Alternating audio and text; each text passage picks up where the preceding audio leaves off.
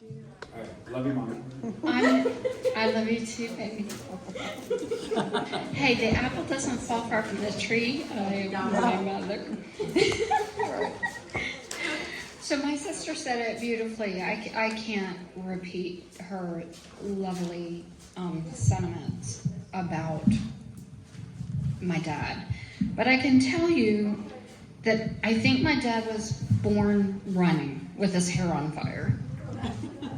And he would tell me stories about, hot rodding. And he said, if you see American graffiti, that was our life. We had never heard rock and roll before. Before it was Ella Fitzgerald and Nat King Cole. And he said it was just lit us up as children. And he played football in high school and broke his knee and was telling me about all the stories about how they would wear pink and gray and ride around in their hot rods on Friday nights and cruise. And he did everything very large. I mean, I thought he would have a beat up hot rod. And then when I saw a video of it, it was a really gorgeous, bright red with incredible chrome on the inside. And he had the buzz cut and, blonde hair. And he was revving it up for one of the little nephews.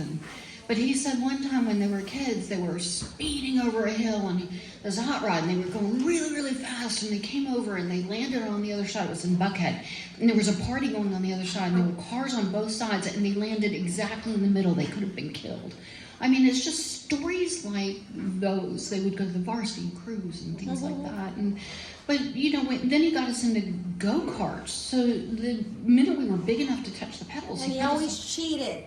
I don't remember him cheating. But he would pull the Cunningham and cheat so he could beat us all the time. I don't remember that. But I remember he knew about hot rods, so he said he would take us to these industrial places where they were going to put up big buildings and it was just flat mud and put us in the go-karts and I would be like, Dad, what are you doing? He said, I'm taking the governor off so it'll go faster. That's what I mean. Yeah. And so he would, and I didn't know what he was talking. He'd take this thing over, protect the engine, so that we could go faster, and we'd spin around in circles, and we'd come home coated like Oompa Loompas in Georgia clay for Mom to hose us off before we could even enter the house. And so, he would just do these kind of crazy things, and he loved his students. I was a student in college, and I didn't appreciate how much his students loved him too.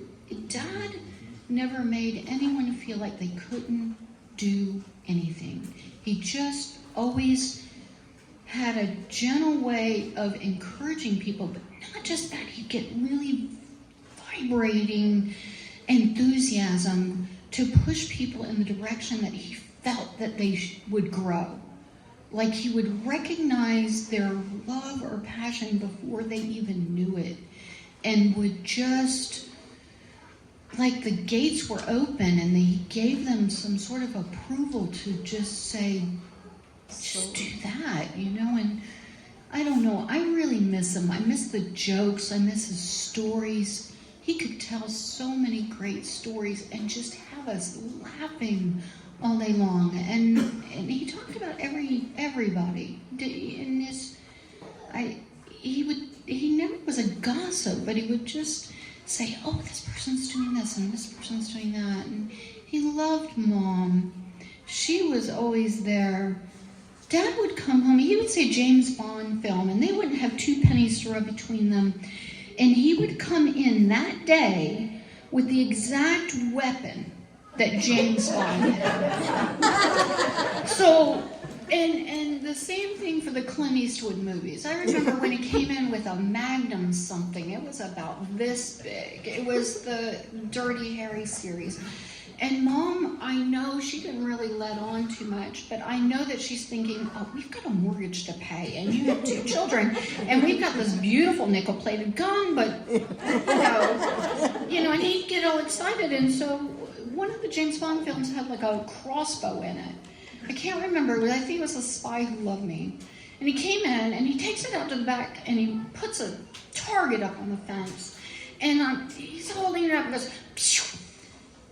Well, he missed the fence, and so he's having to sneak down to the neighbor's yard. It went through their garage. And he goes into their carport, because there was an Garage. old-fashioned no doors on it shed, and there's the crossbow.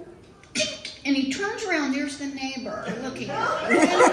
And, you know, so Dad did some pretty crazy things. I mean, he built us a shoot-the-chute, a zip line before they were a thing.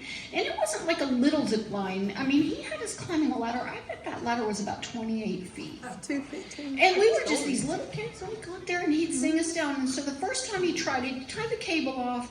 First time he tried, he's going to test it out for his kids, and he comes off there, and the cable breaks. Boom!